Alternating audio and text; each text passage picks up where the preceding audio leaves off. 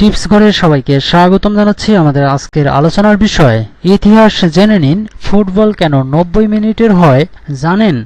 আসুন এ বিষয়ে জেনে নেই। ফুটবলের নিয়মকানুন কবে তৈরি হলো তা জানতে আমাদের পাড়ি দিতে হবে ইংল্যান্ডে। কারণ প্রাচীন চীন ও গ্রিসে বল নিয়ে খেলা হতো। এরকম নানা উদাহরণ মিললেও আধুনিক ফুটবল খেলা শুরু করেন ব্রিটিশরাই। ফুটবলের নিয়মকানুন বা রুলস প্রথম তৈরি হয় 1863 সালে ক্যামব্রিজে। ফুটবলের ইতিহাস যা বিখ্যাত ক্যামব্রিজ রুলস নামে, যদিও তাতে কতক্ষণ খেলা হবে তা নিয়ে কিছু বলা ছিল না।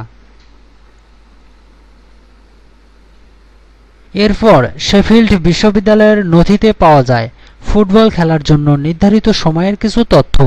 সেখানে 1 ঘন্টা করে 2 অর্ধে মোট 2 ঘন্টার ফুটবল খেলার কথা বলা হয়েছে। একই সঙ্গে বলা হয় প্রতিটি দলের সদস্য সংখ্যা 20 জন করে, অর্থাৎ খেলার সময় মাঠে থাকবেন মোট 40 জন ফুটবলার। 1866 সালে প্রথম 90 মিনিটের ফুটবল খেলার প্রামাণ্য নথি পাওয়া যায়। মুখোমুখি হয়েছিল ইংল্যান্ডের দুটি দল, লন্ডন ও শেফিল্ড। এটি প্রথম 90 মিনিটের ফুটবল খেলা।